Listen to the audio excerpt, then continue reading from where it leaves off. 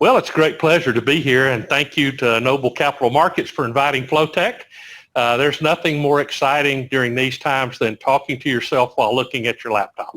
Flotek, first slide that's obligatory even in these conditions is the forward-looking statements, and I'll let you have a read of that, and backward-looking statements are probably more appropriate, but and then let's move into what's really important at Flotek. I joined the company January of 2020, and I didn't realize that it would be quite the year that it turned out to be, but I was excited to be here.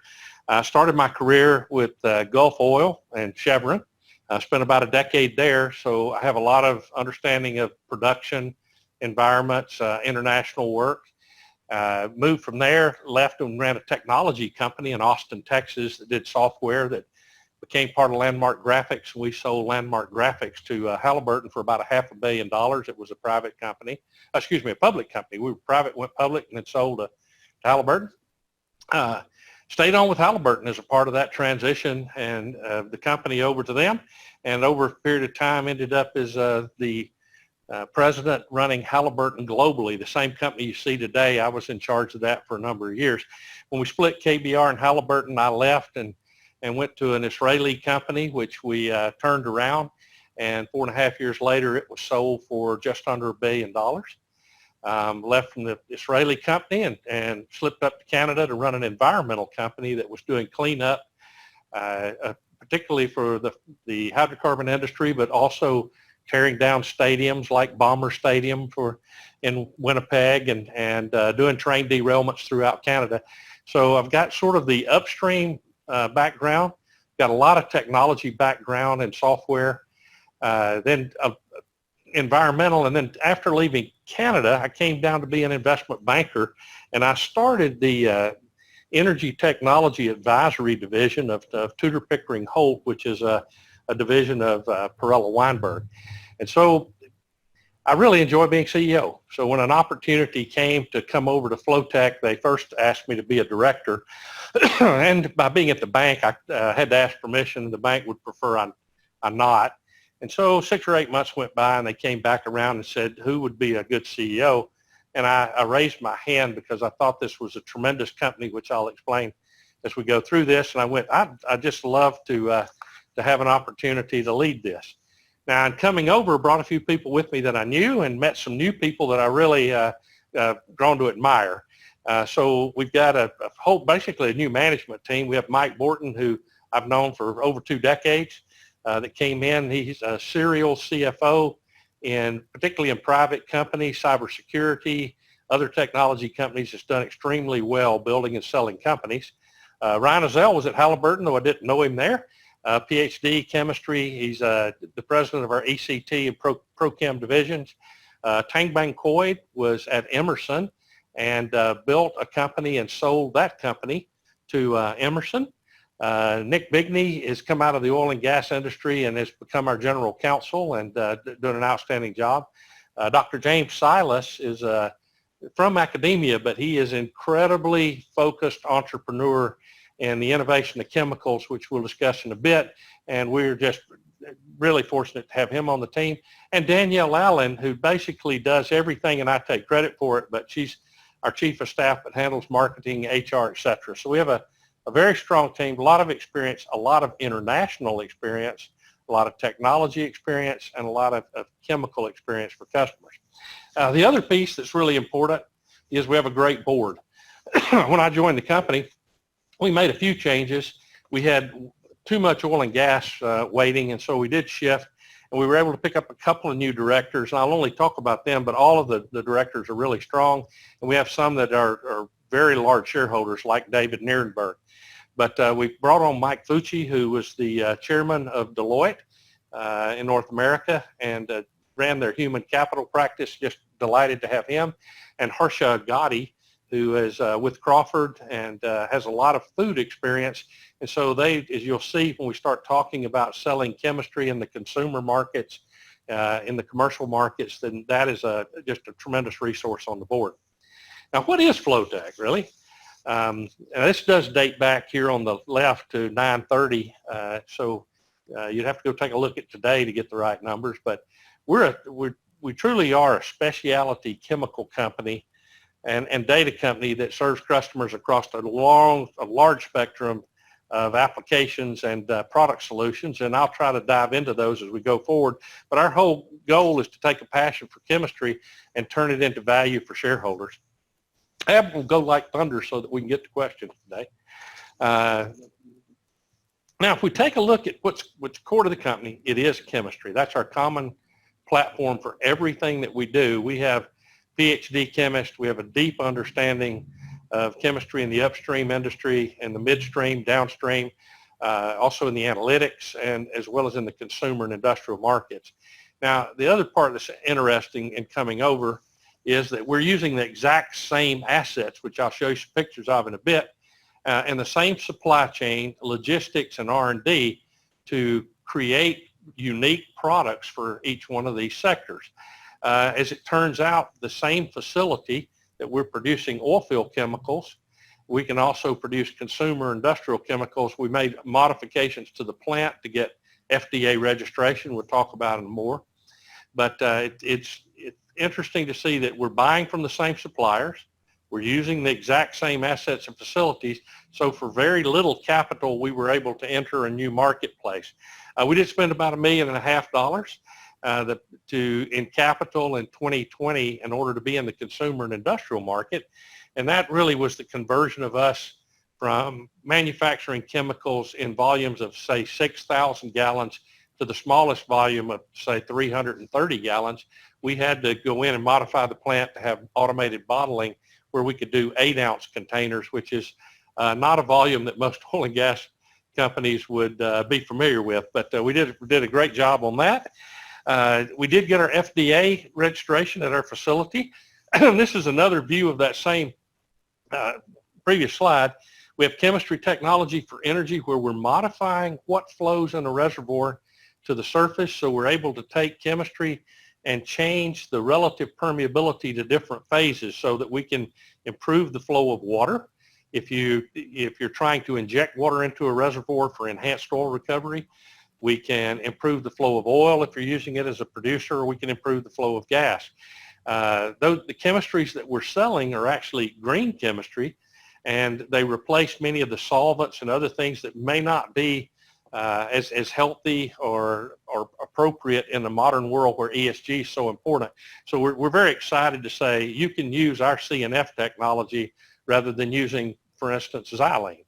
In our sanitizer and disinfectant market, which we actually started that in an entrepreneurial way earlier in 2020.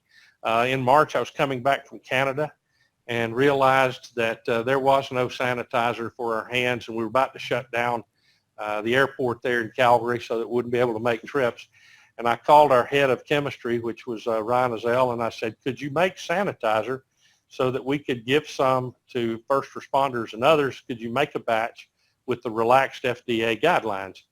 Landed, came in, and we had made over 10,000 gallons, and we distributed to homeless shelters, to retirement facilities, first responders in Houston. Mayor Turner and I interrupted Ellen DeGeneres' show in order to announce the donation of sanitizer to our first responders here. And then the telephone started to ring, and we saw a really high demand for it. And given that there was no cost really required to enter into the business, no change in people, facilities, et cetera, we immediately began to ramp up, and we went from using the relaxed guidelines by the FDA to receiving our FDA registration so that we are a fully approved and registered company for delivering sanitizer, disinfectants, detergents. Then we also have the last leg is data analytics, and that's not generic data analytics or artificial intelligence. We really focused on data analytics associated with chemistry. So that's actually optical hydrocarbon analysis for process control, custody transfer, and insights into subsurface fluid movements. And so we're able to deploy this sensor that operates in real time, making measurements every 15 seconds, doing analytics on it with chemometric models to determine what fluid is passing by the sensor so that we can tell our customers what's changing. And we'll talk some more about that in a bit, but it's really important to know that what changes as it flows is a tremendous understanding to better developing reservoirs, better handling midstream refined products as they're flowing, and handling the processing at downstream facilities and custody transfer. So we'll get into that more in a moment. Now, we laid out a few strategic objectives when we first arrived, and this, if you sort of have to take you back to January of 2020, and on arriving, I had a company entirely dependent upon rig count, and all of our products were associated with completion products, rig count, what they call DUCs, which is drilled but uncompleted. And if you were going to buy a share, you could pretty much look at the rig count and go, if the rig count's up, we're up. If the rig count's down, we're down. And I wanted to decouple our share price and begin to get the ability to grow no matter what without being completely coupled to the rigs. Second one was that we really wanted to have products that would allow us to have backlog and to begin to enter the recurring revenue market. We wanted to be really differentiated from our competitors. When you're smaller, we're not the size of some of the major chemical companies, that what you do has to be 18 months to 24 months ahead of what they can deliver, and your ability to provide service quality is critical. I wanted to enhance our capabilities associated with the digital transformation of chemistry. And so that's the reason for the acquisition of JP3. And we wanted to strengthen our market share in our current product lines. And so we've been executing that strategy for the last 12 months and sort of walk you through where we are. Now, our global footprint is maybe more than you might think for as small as we are. We're headquartered in Houston, but we have operations throughout the unconventional basins in the U.S. We also have an office in the Middle East, and we're doing quite a bit of work in the United Arab Emirates. And in fact, as I talk later, you'll see that was one of our fastest growing segments in 2020 as we began to focus also on the diversification out of U.S. unconventional market only, which is, I think, is also important that they still are in the process of consolidation to improve free cash flow. Knowing that was going to be the case January a year ago, you wanted to make sure that you added to your portfolio a larger amount of international operations. We do have ISO certified facilities for chemical manufacture in Oklahoma that are doing quite well. And we have a strong strategic hubs for growth in the U.S., Canada, and the Middle East. Let's see if I can keep up here. As we look to the chemistry technologies, our energy chemistry division, pretty exciting on the ESG front, very transformative for us. We've driven down our operational cost. We've really focused on replacing chemicals that we do not think meet the ESG requirements that our customers want today. We spent time renegotiating our supply contracts where we had take or pay to reduce the volumes of the take or pay contracts. This is early in 2020, and we've accelerated our ability to handle logistics. One of the things we had to have to be successful was enough economy of scale and scope so that we could punch above our weight with larger chemical companies. And we've gotten, as a result of having the combined buying power for both the professional chemistry, the sanitizers and disinfectants, as well as the energy chemistry being the same suppliers, that's given us volumes in a market when otherwise we may have slowed down or not used as much volume. And our suppliers see us as strategic going forward. And we really have focused in a huge way on being cost-effective chemistry solutions. This is no longer just pumping chemicals as an experiment. We don't have a single customer that doesn't start out by saying that our deliverable for this year is free cash flow, free cash flow, free cash flow. And so in order to do that, we have to be able to deliver cost-effective solutions in order to enable their free cash flow. Let's jump to the next one here. The chemistry technology, I mean, we really did come from nowhere in Q1. And as a result of all the donations we made, and I'm very thankful to the people that helped us do that, and including TPH and Dawson Geophysical, that enabled us in Midland. we went from being philanthropic to immediately becoming a for-profit in the area because our phone started to ring. People said, can you deliver more? Can you make modifications to it?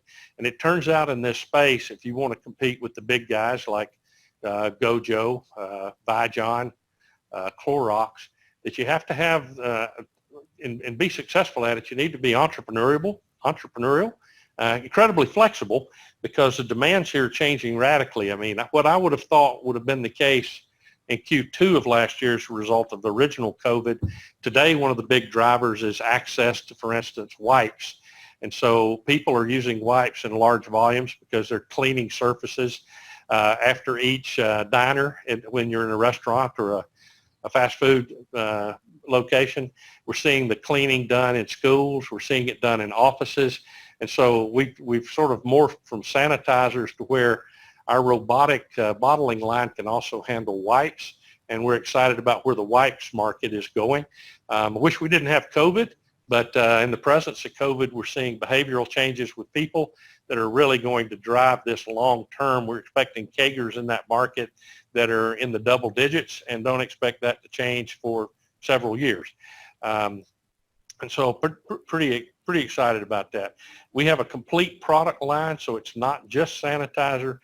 When you start moving in this market and using third parties to sell products for you, they really look to see who has the complete product offering, which would be the disinfectants, the detergents, the sanitizer, the wipes. And so we've been working on that product offering, and we feel like we're in a tremendous position as we go forward. We've got a lot of interest from pharmaceutical companies and others, and what are our products today. Now, our assets, I mean, really we have two major facilities that are available to the company. One's in Oklahoma. The other one is in Waller. And, you know, we've got the ability in those two facilities combined to do about 3 million gallons a month of combined capacity, meaning capacity of both oil and gas chemicals and sanitizer, disinfectant, janitorial supply chemicals as well. So we're nowhere near that capacity currently in terms of utilization of it. And so without expanding our facilities, without any additional investment in assets, we have the ability to continue to expand revenue with our existing facilities with no additional capital required for the foreseeable future. And so very, very happy. Spent a lot of time up in Marlow, great team of people there, and are excited about it. Waller, we basically have it cold stacked at the moment because we're just using the capacity in Marlow, but we have the ability to expand it there as we go forward into the future. Now, this is an ISO certified facility, so when we speak to customers, the number one thing in table stakes is safety performance and environmental performance, and we're able to meet those safety and ESG requirements easily, and are ISO certified and are tracking the necessary metrics. Data analytics. This is, to me, one of the most fun things to talk about. Unfortunately, I acquired this right in the middle of COVID and didn't realize the market would be as down as it has been for it, so we're in sort of a recovery mode. But it is picking up. When we bought it, it had no international sales, and that was something we thought we'd be able to do quickly, but COVID sort of interrupted our ability to travel, and it made it more difficult to get the government into the offices to look at the paperwork that's necessary to get the EAR numbers we need to ship. But we're well on the path now, and I think we'll start seeing some pilots internationally even in Q1. We've got the ability with it. Again, we're measuring the composition of hydrocarbons while flowing, potentially even fluids while flowing. We're using it at our plant to make sanitizer as well. We can tell how the mixing's going. But in the upstream, imagine that in 15 seconds you're able to know if the BTU value of the fluid that's flowing by has changed. And so you're getting paid based upon the BTU value. And so you'd like to know that it's dropped by 500 BTUs or 600 BTUs, which is really telling you that the composition of the fluid is changing, that's moving past the sensor. It can also be used to tell you if you're beginning to change from hydrocarbons to water before you get to water. You could see a lighter component of hydrocarbons getting heavier, getting heavier, getting heavier. And with the right analytics, you may well be able to predict when you're going to go to water without actually going to water and doing any damage to the reservoir. In the midstream area, we've got a great partner in Phillips 66, and we're working there on helping in the refined products area. We typically call it transmix, but as you're pumping fluids through a pipeline, they typically put those chemicals back to back, or the refined products back to back. So you might have diesel and gasoline up against one another flowing by. And you'd like to know the moment that you switch from gasoline to diesel. The methods that are being used by many people today, it can take several hours. During the hours or even sometimes a day to make that measurement, everything that's contaminated has to be separated, has to be recycled back for reseparation and then sent again. One could imagine there's a mystical barrel or a gallon of diesel gasoline combined that's been separated hundreds of times, but it costs about anywhere from 20 to 30 cents a gallon to transport it back, separate it, and send it again. You're looking at thousands of gallons that come by during that period of time, so it can be a savings on a single product mix of up to $100,000, and those product changes in the pipeline are occurring frequently in a down market because the packet sizes are smaller, and they'll actually spread out as the market improves because the packet lengths will get longer as there's more diesel, more gasoline between changes. But very exciting to work with Phillips 66 there. On the downstream side, we're doing quite a lot of work even on custody transfer. Are you receiving at the terminal what you bought from the customer? And then as we take a look in distribution, that also would be the case as to maintaining custody transfer, how do things move across the market. Let's skip on here. I'm going to try to finish early. One of the big things we have is we have a research facility that in oil and gas would take your breath away because it looks like we spent too much money on it, honestly. I wish I didn't have it when I first got here. Then we jumped into the Jansan or ProChem doing disinfectants and sanitizer. And when you start bringing in pharmaceutical clients to look at your products, we do show well. We have a fantastic facility. We have tremendous chemists working here. We do specialty chemical formulations. You can look at our FDA and EPA regulatory capabilities that come from products that Flotek made even a decade ago. Look at our data analytics, our ability to measure in our lab using the instruments from JP3. So we're using the very sensors we're using in the field, we're using to improve our product lines. We've got teams that look at the basins and reservoir specialization in terms of what chemicals and what basin. You have to have enough scale and scope that we can keep the cost of the product down, but because of the variations in the mineralogy and the rock itself, you need to vary the chemical by compartment so that you're able to get the maximum results. The same chemical that might work a chemical that works in the Bakken may well not work at all when you move over to the Permian or to the Eagle Ford. And so and even within the Permian, the variation in the facies in the Permian mean that we have to change the chemical, but not so often that we can't make it with scale and scope, but frequently enough that we can maintain the optimization of the wells for our customers. We've got over 164 patents, and we still have patents in the pipeline, so it's a great company. Next one's a real renewed focus on ESG. We've realized that for us, we have the ability to monitor greenhouse gases with our sensors and with our sensor strategy. So we'll probably be adding sensors to our boxes to improve our ability to measure things like CO2, methane. We'd like to be at the point where we can actually do some of the reporting for customers, and so we're working in research on how to modify those sensors. We also know that on the ESG side that our CNF technology, which is actually solvents that are made from orange peels, terpenes, are a tremendous replacement for using xylene. And so we're working with several customers and presenting the opportunity for them to take a look at how to change their production chemicals or change their well treatments over to an environmentally friendly fluid as opposed to using something that's hazardous both to the manufacturer as well as in transport and to the people in the field. Our safety performance is outstanding. On this slide, it shows 1.03. I think we'll finish 2020 at around 0.85. And so we've seen improvement in our safety performance, even with lower hours worked, which often a single incident with lower hours worked will push your numbers up. So extremely proud of the organization managed to keep our TRIR at below 1 in a very tough year. And we're continuing to do community investment. We really think that you got to be a part of the community you work in and reach out. It helps you attract great employees, and it helps you retain them and build that social license to operate. If we focused on our most, this is third quarter, so I hit a few of the things that excite me. Our revenue in Q3 from Q2 was up about 43%. If we look at the UAE, particularly in the Middle East, we were up 70% year over year, even in COVID. So it would tell you that focus on the international markets paid a dividend for us last year. I think we're going to continue to focus there as we go into 2021.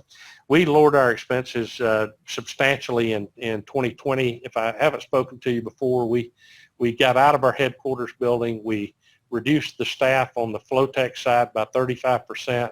Right after the acquisition, we reduced the staff on the JP3 by 35%. We still had a healthy balance sheet coming out of Q4, just hoping that the market will lift us up enough that we can make that same statement each and every quarter. Might be a challenge depending on how quickly we recover. We've expanded the business.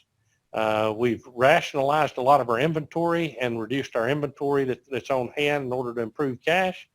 And we've got a fantastic partnership with JP3 and Phillips 66. And we've got a great board. We've got a great shareholder, and we're looking toward the future. So watch us expand international on every one of our product lines. The JP3 will be there. Our energy chemistry technologies division's expanding, as evidenced by that 70% growth year over year Q3. We're diversifying the portfolio so that we're not tied entirely to rig count or completions, but we're moving into the Jansan area with the same infrastructure. And we are unlocking digital transformation. We see tremendous opportunities for JP3, a little slower growth than I wanted. But we see that coming back, and we're seeing good pilot opportunities throughout the Middle East. And with that, I'm just going to say, wow, great company, great people, tough market, toughest year I've ever been through. We talk about dog years being 7. I'll think COVID years are at least a decade. And so we've had a good decade last year, and we're looking forward to having a great year this year. And thank you very much. I'll turn it back to you.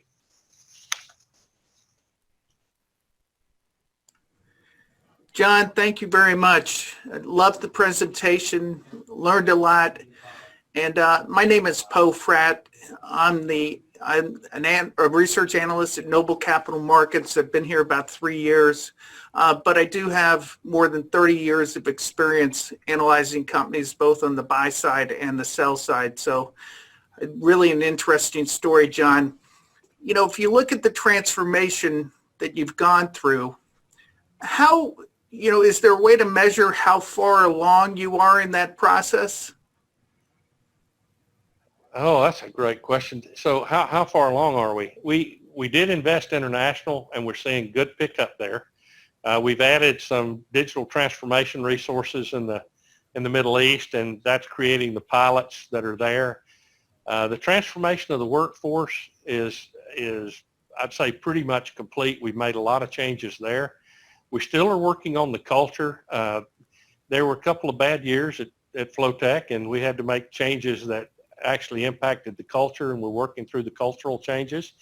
And that is, I think, one of the most important things. You get a culture of loving to win, or as Ryan Azell and I would tell you, hating to lose is a bigger driver than loving to win.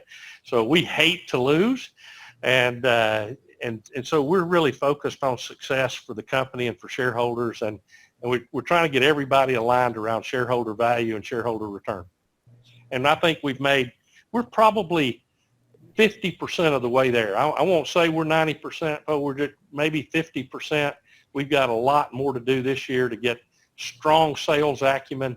And I get up every day now and look at an account review so I can see how we're going in. Are we adding value to customers? We're going to make it this year. Okay. And I'll mention at this point in time, I have a couple other questions, but if you're viewing this presentation, you can click on the bubble on the lower right-hand side of your screen and type in a question for us. John, also you mentioned, getting away from the rig count, trying to become a lot more, predictable or getting more recurring revenue.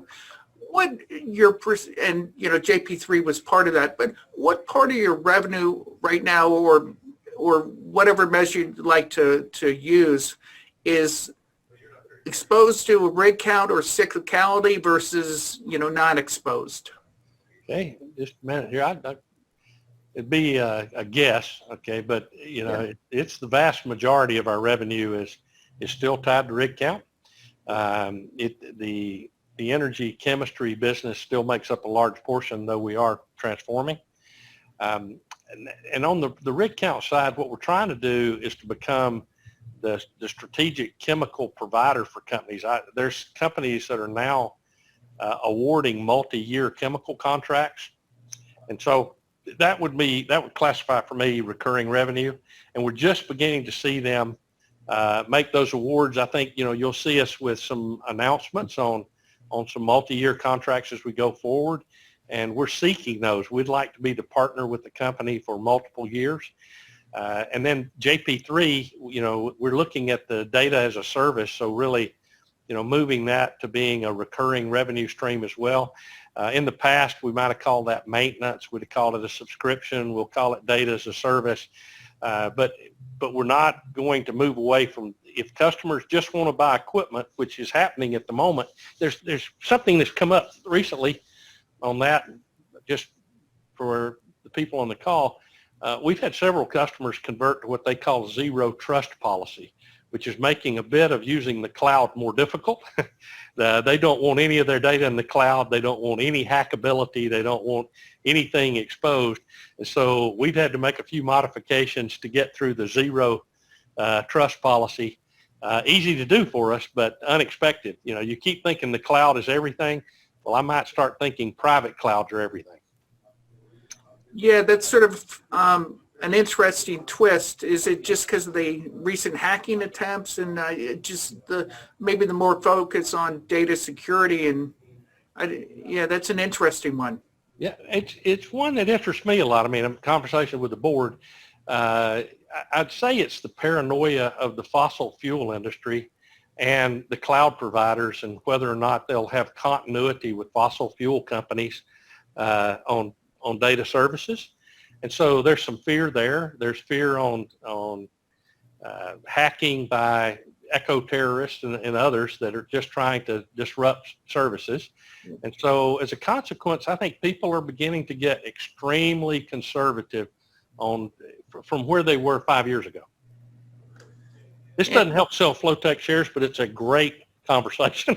Yeah, no, it's interesting. And then, John, when you talk about the $1.5 million that you spent on the consumer product side, was that the bottling infrastructure that you needed to go to from gallons to ounces? Yeah, no, it's an odd thing. We actually ordered the equipment back in March or April, but because of COVID, didn't receive it until October. So we literally had one of the bottlenecks for us growing the business was we had some of the greatest Oklahomans I know standing on a conveyor belt, literally opening a valve and filling up a 1 gallon bottle, screwing the cap on and putting it into the box. It's almost embarrassing to watch a video of that, but because it looks like you could have done this. It's a terrible video, but we knew we had to change, but it took 6 months to receive the equipment, to do the programming of it so that it could handle the different container sizes that we have. And so we now have the ability to do that in an automated way where we're filling up, we can fill up thousands of containers as opposed to the few that we were doing. Now we could do 3 shifts there, but I can tell you 3 shifts of people doing this, and then they have to open up the. That wasn't a growth business for me, but now we have everything's automated. And that automation, does that cover, it sounded, I thought I heard, 3 million gallons of capacity per month? That's correct. Would that automation cover how much of that capacity, John, roughly? Probably 2/3 of it. 2/3 of it? Mm-hmm. And is there a goal on that side of, maybe a sales goal of saying, out of 300 million or 300 million gallons per month, is you want to sell about 2/3 or a half, or sort of, is there a targeted mix? So I have 3 million gallons a month of capacity with 1 shift, Poe. So I can get to 7 to 9 million with 3 shifts a month. So what I have is tremendous capacity. What we've had and what we're overcoming now is insufficient sales and channel. We've got great quality product. We've got great feedback from all of the buyers that we have sold to. We've got a lot of momentum, but we just didn't have the sales force we needed, and that is my entire focus at the moment, is selling out that capacity, and I'd be happy to sell well more than the 3 million gallons and add shifts. And then, John, if you could just, when you're looking at your transformation, and what are the main competitive hurdles you have to overcome? Is it more relationships that are already established with the companies that you're trying to target, or the industries you're trying to target, or what is actually the competitive hurdle? Inertia at the moment. I think COVID put everybody in a state of frozen for the last 12 months. I mean, doing everything by Zoom, it's taken a bit of a cultural change to set up meetings, and I had the privilege of talking to Scott Sheffield over at Pioneer on Zoom the other day. That's not something I would have ever done in the past. I would have always wanted to be there in person out of respect for him, but everything's changed. I would say COVID's a big issue. Competition's always an issue. You can never underestimate the competitive environment, but I think we've lost a fair number of competitors during this that just didn't have the cash to get through it. And so the consolidation's probably one of the bigger ones. When you see consolidation of people like Conoco Concho, Devon WPX, Pioneer Parsley, we're going to have a lot fewer companies in the unconventional, but they're going to be better. And so the conversations we're having with them are really around aligning to improve their free cash flow and understanding how we're going to be able to make money meeting their needs. I think it's going to be a very different market as we emerge post-consolidation. It's going to be better at making money for the operators, and there'll be fewer service companies as well. And I think the opportunity there is for us to improve our business also. Great. And John, when you look at international opportunities, is it, that growth rate you talked about and just the huge jump in UAE, are you going to target companies like that, or countries like that? Are there specific dynamics going on with certain countries, or is it going to be broader than that? I mean, I love national oil companies and countries where their GDP is, say, 85+% based on hydrocarbons, because you find that they're way more stable through ups and downs in the market. And so having been in this industry a long time, when I first joined, I go, every time the price of oil falls, this is January, imagine, before the price fell like a rock, I went, every time it goes up and down like this, we go with it. And if we want to have more stability and predictability in revenue, we have to enhance our offering in countries that don't change as a result of oil price changes, because their GDP is hydrocarbon centric. And so we immediately began to try to expand there. And I think we've made some gains there. I think we can make a lot more in 2021 in terms of growing that part of our business.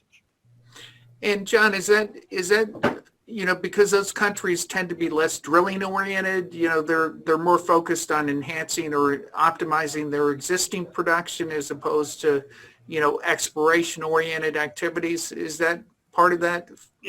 Yeah, they're very drilling oriented, but they're production oriented. The main thing there is they don't cease because their cash flow for meeting their obligations, social obligations for the country, their tax obligations, their debt obligations, are all linked directly to hydrocarbons. In the United States, we make up less than 10% of the economy now, maybe less than 5%. But when you go to many of the Middle Eastern countries, it'll be 85 or 90%. So the continuity on contracting, on maintaining production, and they work on 5 or 10-year plans as opposed to quarter to quarter. And as a consequence, there's a lot more predictability in areas where they're thinking about how is this going to develop over 5 years as opposed to over next quarter. We have people cut all their capital in 2 quarters in the U.S. They'll see downturn, they'll predict it goes out, they'll chop all the capital. Just doesn't happen on the international side. Yeah. Well, John, we're at the end of our time. I really appreciate your participation and your comprehensive and not only that, your folksy presentation. I really appreciate it. Anything else as a parting shot, whether anything we missed? Well, my staff are way more professional and sophisticated than I am and less folksy. So maybe for the next one, if you guys will invite us back, we'll have somebody that brings that to the table for you. Thanks so much, though. I don't think we need to, and thank you so much for participating in NobleCon 17. Thank you, John, and have a great day. Thank you.